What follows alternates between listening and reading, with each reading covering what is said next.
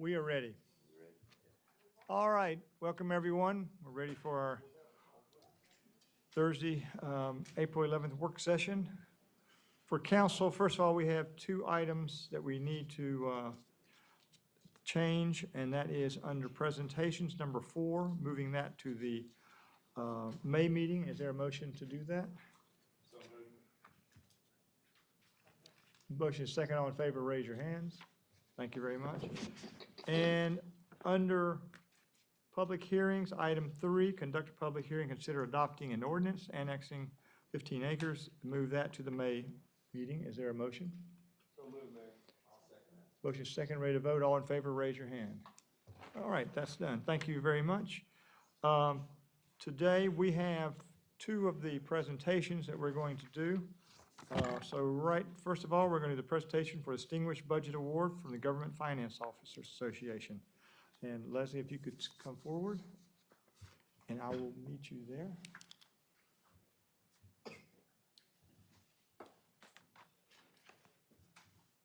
Move my office up front here. That's what I do. As long as you're not pushing the button on it.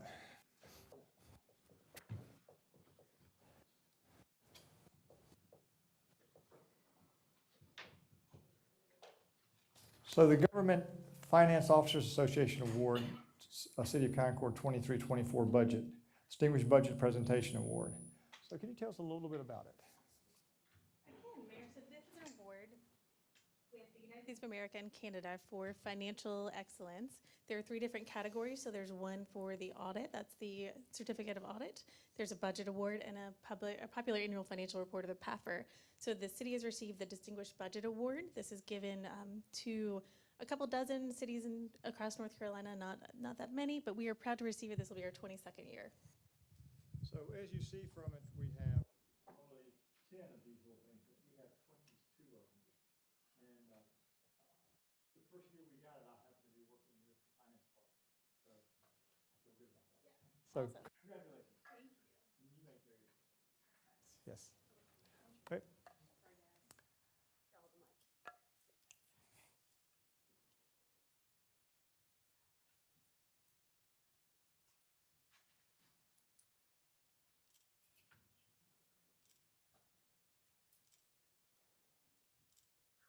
Thank you. Thank you. Congratulations. The second is a proclamation recognizing April 18th as National Line Workers. Alec, if you come.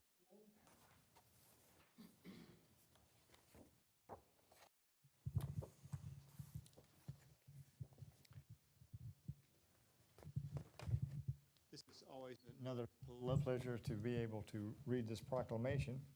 Whereas on January 3rd, 2017, the 115th Congress of the United States adopted the House Resolution 10 recognizing line workers, the profession of line workers, and the contributions of brave men and women have made to protect public safety, and expressing support of the designation of April 18th as National Lineman Appreciation Day. Whereas the City Council celebrates the profession of electric line workers and wishes to honor the Electric System Department of personnel for their exemplary service to Concord and its citizens, whereas the electric utility employs special class of employees, electric line workers, responsible for building and maintaining the distribution lines that bring electricity to homes and businesses, constantly devoting themselves to their duty. Whereas the profession demands passion, dedication, and ongoing training, it requires line workers to maintain the lines around the clock, ensuring that they can provide safe, reliable energy to the community. And whereas line workers are often first responders during storms, working in repair and broken, damaged electric lines under hazard conditions in order to make this area safe for the public safety heroes. And whereas line workers play a vital role in the lives of our citizens by maintaining and growing our electrical infrastructure, putting their lives on the line every day by working with the many dangers of high voltage. Whereas the line workers of the Concord Electric System and their example of services above self are deserving of respect, admiration, and appreciation of all the citizens of Concord. Now, therefore, I, William C. Dush, Mayor of the City of Concord, on behalf of City Council, do hereby proclaim April 18, 2024, in the City of Concord as Line Worker Appreciation Day. Thank you, you. Mr. Mayor. Yes, Yes. sir. tell me about, when I read this and I see it, Yes, sir. it must sort of build up a lot of emotion inside you as you know the work that your staff does It over the does. years. And I'm glad that they're better at keeping the lights on than they are at being here, because they were supposed to be here and they got confused over time. So we'll just say they're out keeping the lights on, right?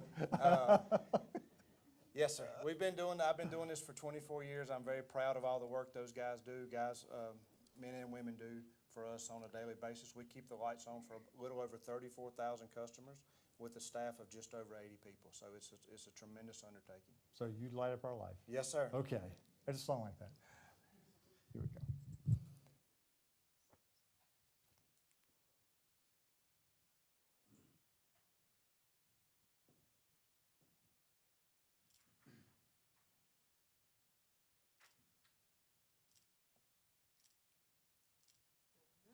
Thank you, sir. If you would, pass on our gratitude. I will. Yes, sir. When I ever see them. We never see him again. Thank you.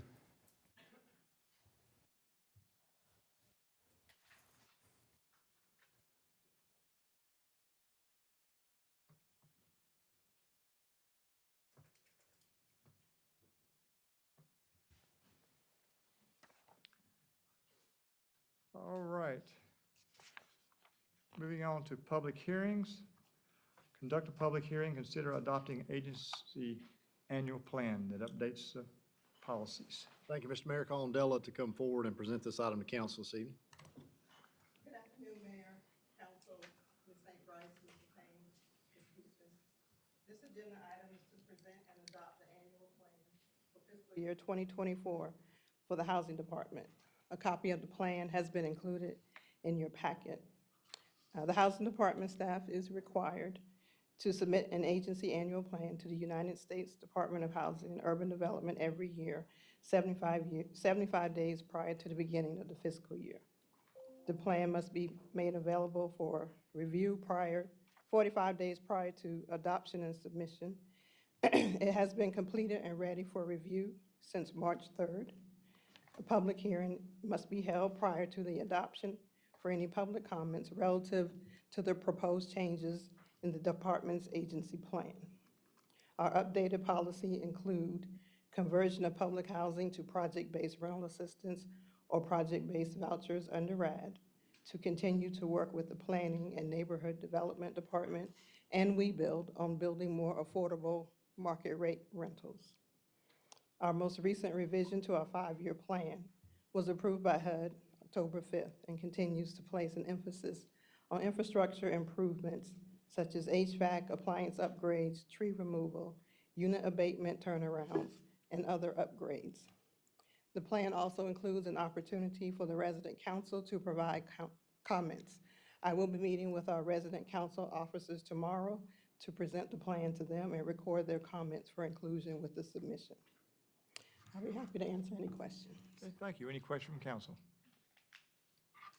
All right, thank you very much.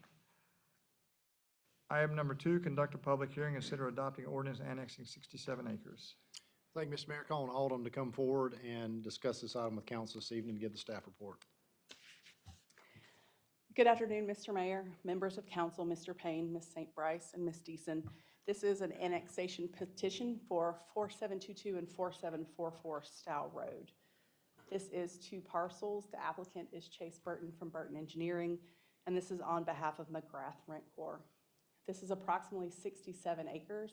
It is currently zoned Cabarrus County Limited Industrial, and the proposed zoning would be City of Concord Light Industrial.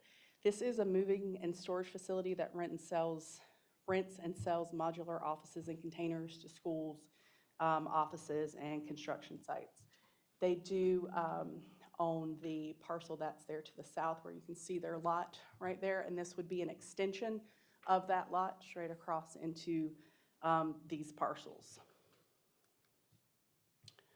You can see that this is surrounded by industrial uses. To the east there is County General Industrial, and then to the west there is County Low Density Residential.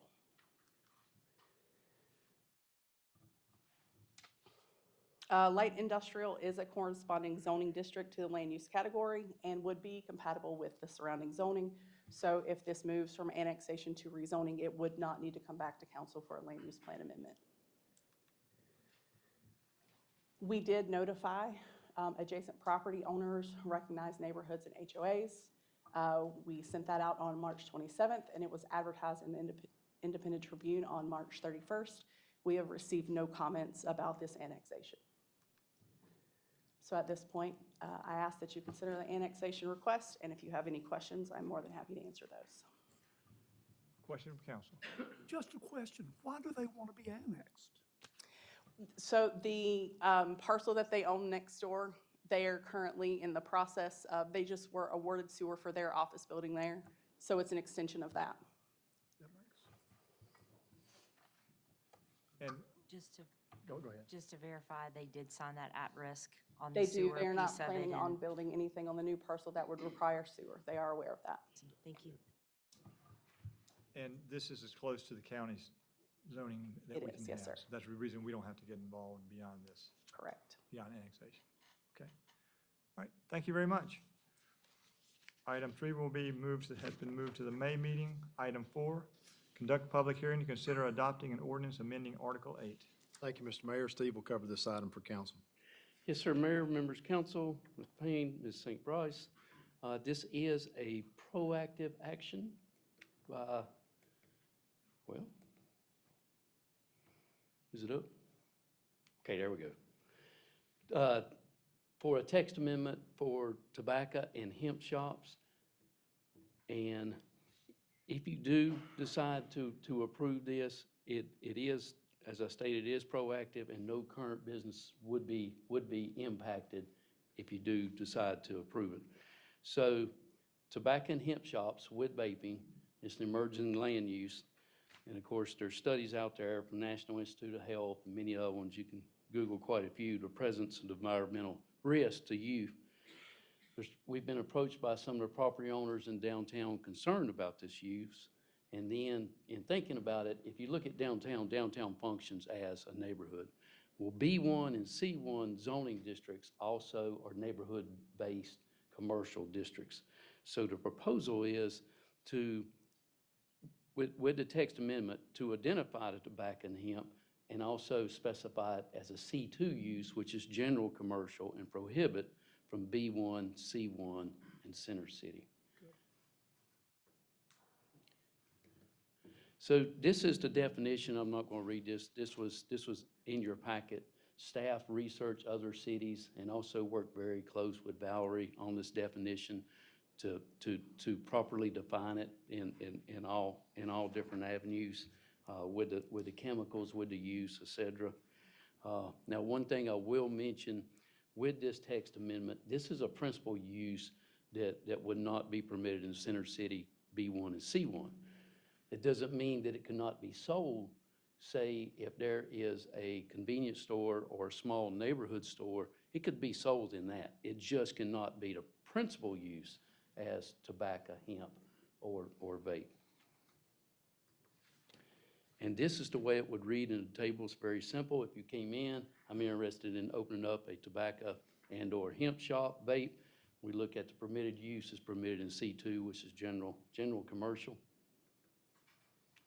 This is a letter, this was in your packet also, from Concord Downtown Development Corporation, a nonprofit, supporting it, especially promoting the healthy aspects where downtown is going, with investments, with the active lifestyle, the connection of greenways, Union Street, et cetera.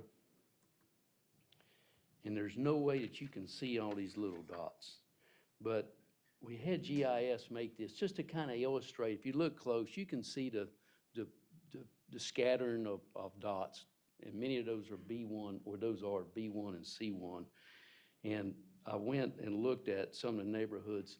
So right now there are 7 parcels in the Logan community, not on the edge, but within the Logan community is on B1. The area of McGill Avenue where the city's investing with the project, those are zone B1. C1 bordering the North Union Historic District on Church Street, significant area. C1 on Lake Concord Road across from the hospital is all C1. B1 Union Street and Old Airport Road in Branchview. And also B1 and C1 is present at Poplar 10 and Eva Drive. And if you look throughout the map, there's B1 and C1 pockets all over. So the thing that they have in common is they're very close or intertwined with neighborhoods, and that's why the B1, the C1, and the Center City. And the Planning Commission considered this last month. They adopted the top reasonableness and consistency for approval. It was unanimous. And then if you decide, well, either way you decide, for Thursday night, we have a draft approving and a draft denying, and then you would motion to adopt the change in the CDO. And like I said, I want to reiterate, this is being proactive, not being reactive. Be happy to answer any questions. Any questions, council? I Just have one, excuse me, go ahead, Lori. I'm sorry. one Go or ahead. two. So for clarity, this amendment will not impact existing businesses that sell these products? No, ma'am. Will not, okay. And is the goal here, because for me, I'm getting a mixed message. And I understand being proactive, and I understand the risk to youth and all of that. So the risk is there if they're using it or exposed to it. So how does that, the prohibit of businesses such as these, how does that help reduce the risk? It does not, and that is a very good question. So anytime with the zoning ordinance, we try to put the appropriate uses into appropriate zoning. And we're not saying this being prohibited in Concord, we're just saying that the appropriate use and appropriate the appropriate location is in general commercial, which are strip centers, the Concord Mills, the Concord Parkway, most of Church Street, those type areas are suitable for it and not adjacent to neighborhoods themselves. So it's more the location. And one other question. So this proposal, what's being proposed, it's mainly for downtown, really, truly for downtown area? I understand that other areas started are off. incorporated, but is downtown what's driving this? Downtown started it, yes, ma'am. And then whenever staff looked at it, the B1 and the C1 popped up because they all function the same. Downtown is wholly surrounded by neighborhoods, and with the influx of residential, downtown's become a neighborhood, so to speak, whereas all these other ones that I named, those are, that have the B1 and the C1, so it seemed logical to go all the way across the board. Okay, thank you. Yes, J.C. I think you've answered it, but I'm going to ask again. Are there any existing shops of this that are not in C2 now? No, sir. So- No, sir. Yeah, there's only two, and they're both in C2. Other questions? Thank you. Thanks, sir. All right, moving on to presentation, the petitions and requests. Number one, consider awarding a bid to DL Peoples Construction. Thank you, Mr. Mayor. Mary will cover this item for council this evening. Mayor, members of council, Mr. Payne, Ms. St. Bryce. The item I'm presenting to you this evening is the request to approve the bid for 351 Broad Drive. This will be a new construction within the Logan community. The home will be 955 square feet, 2 bedrooms, 1 bath. Staff will continue to focus on quality of materials, which has become a Concord standard.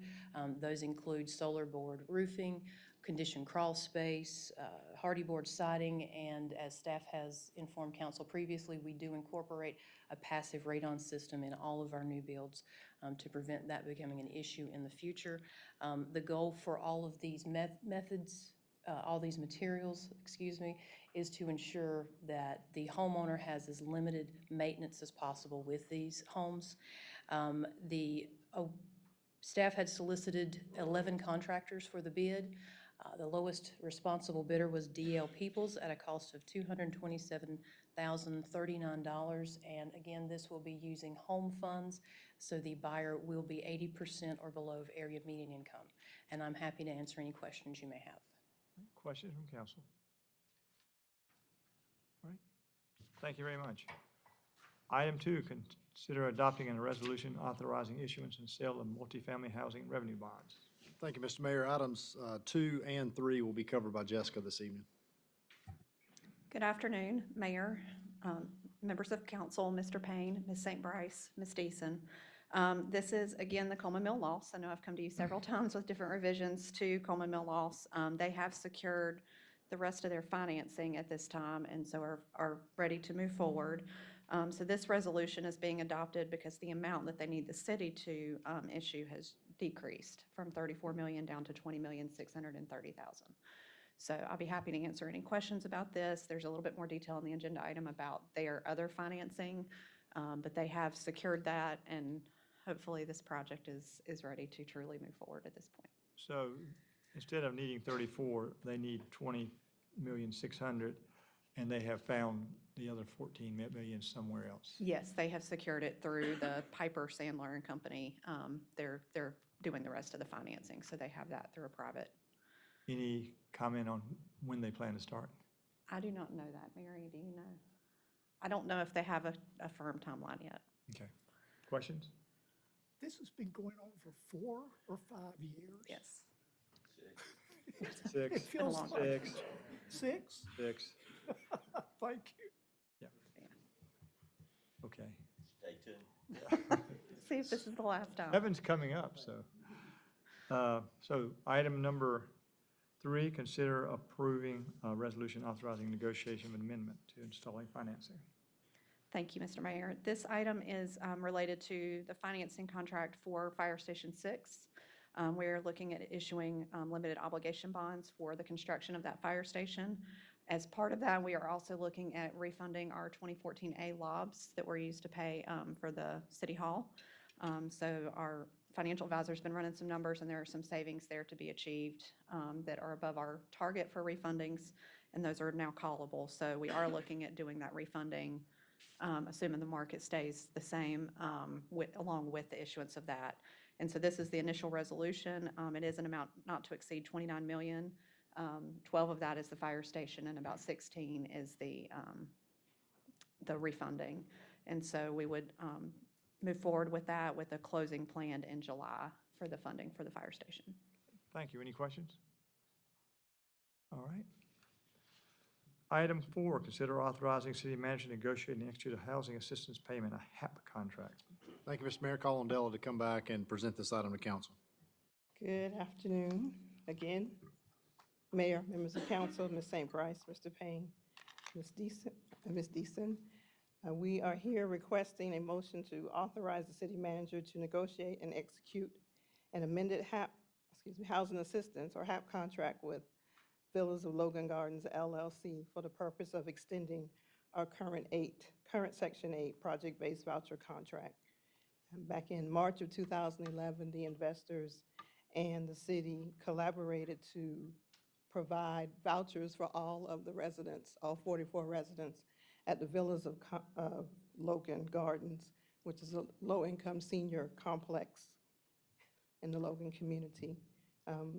The use of PBVs are encouraged by HUD as a mechanism to guarantee the utilization of our voucher allotment, which is currently 569. So this is an authorization request to renegotiate and reauthorize that contract, which would then extend until March 10th, 2036, which is the now maximum allowable time under these guidelines. All right. Question from council? Yeah, I have 1 or 2 or 3, maybe. So my understanding is that there are several vacant units at Logan Villas at this time. 14. And that the renewal of this contract will allow those units to be rented. Is that That is correct. There's currently 14, and we do have applicants that we were vetting at the time that things were put on hold, so we are ready to move forward with referring applicants up there. Okay. And there's lots of details in this contract, and I admit I didn't read each and every one, but I do think I said something in there about maintenance, and I've had several meetings and conversations with, residents in the past about problems with getting repairs done. So I said that to say that I hope going forward that there will be more accountability placed on Douglas Group or whatever the name is to be more responsive to the repairs and maintenance needs of the residents and of the building. Okay, yes. So, and I think that's, oh, I saw something in there about the rent rate increase. Yes, the rents are Hey, increasing. can you just explain that a little bit? That's not what the residents will be paying. No, no, no, Okay, no. The contract rents are going to $1,287 for a one-bedroom, which is $1,210 for the actual rent, plus $77 for a utility allowance. And a tenant's portion would be based on their income. on their income. Yes. Okay, thank you. Yes, go ahead. Hanging on that, where does the remainder come from? Is that HUD funding you have? Yes, it comes from our Section 8 voucher program.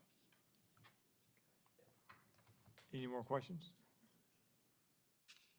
All right, thank you, Don. Number 5, consider authorizing city manager to negotiate an extra contract with Queens Waterproofing. Thank you, Mr. Mayor. Dirk will cover this item for council. Yes, good afternoon, Mayor, members of council, Mr. Payne, Ms. St. Bryce, Ms. Deason. You have a request here from the city aviation department to accept a bid of $191,900 for restoration for our parking deck. Just a quick background, design was down in 2016, constructed in 2017. It's a 670 stall, 2-deck garage. We've got some wear and tear, so we definitely need to go ahead and do some repairs. And we received 10 bids, sealed bids, and the lowest bid was, again, $191,900. Engineer estimate was $258,900.00. We are asking authorization to enter into agreement. Any questions? Dirk, why does the agenda show the contract at 202? I caught that myself. 990, is that a? That's an error. Yes, sir. Change that. Great. Yes, sir. I'll take half of it. Okay. Thank you. Okay. Any others? Thank you. Item 6 is consider authorizing city manager to negotiate an extra contract with Basinger Contracting. Thank you, Mr. Mayor. Items 6 and 7 will be covered by Jeff. Good afternoon, Mayor, Council, Mr. Payne, Ms. St. Bryce, Ms. Deason. Item 6 is a construction contract with Basinger Construction. This is for our rehab and upgrades to our chlorine room at the Cottle Creek Water Treatment Plant. We did have to end up bidding this project twice, ultimately opening final bids on March 14th. Basinger was the lowest responsive bidder. The funding source for this project will be the utility revenue bonds. And again, that contract amount is $2,677,400. Questions? Okay, next. All right, number 7, this is our annual cure-in-place slip lining contract for our wastewater department. You see about just over 28,000 linear feet of rehab to our lines and 113 manholes as well. We did have 8 bidders, which was very impressive this year. Prices did inch up quite a bit. We will likely do the purchase order for the entire amount. We kind of watch how we're going with footage. There's some footage that we can take off of that contract if need be. But you see the total amount of $1,293,073.95, and that lowest responsive bidder was Bionomics Services. Okay. Any questions? No question about sodium hypochlorite? Nothing? Just fancy. Fancy. Yeah, mhm. Just- That's all. Gotcha. All right. 8, consider a preliminary application for Angela Michelle Edwards. Thank you, Mr. Mayor. Items 8 and 9 will be covered by Jackie. Good evening, Mayor, members of council, Ms. St. Bryce, Mr. Payne, and Ms. Deason. Angela Michelle Edwards, in accordance with City Code Chapter 62, has submitted a preliminary application to receive water service outside of the city limits at 51 Ichabod Circle. It's within Sub-Area A of the Central Area Plan. It is zoned AO. The parcel is a single-service lot of record in existence as of June 30th, 2008. It is developed with a single-family home Water is available, but sewer is not available to the parcel. Any questions? No question from council. Okay, we're right. considering a preliminary application for Robert Cronin. He has submitted an application for water service outside the city limits at 5617 Mountaineer Lane in Concord. It is zone LDR. It's developed with a single-family home. Water is available and sewer is not available to the parcel. Questions? All right. Thank you very much. Number 10, consider making appointments or reappointments to Concord United Committee.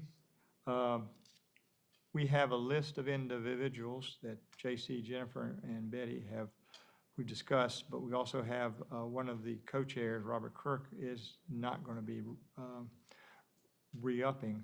So I have some information I'll be sending to Jennifer, J.C., and Betty, so by the next meeting or by the second work session, we can have that ready to vote for council. So we'll be getting back the information to you guys. Bill, I would just like for us to write a letter of thanks to Robert.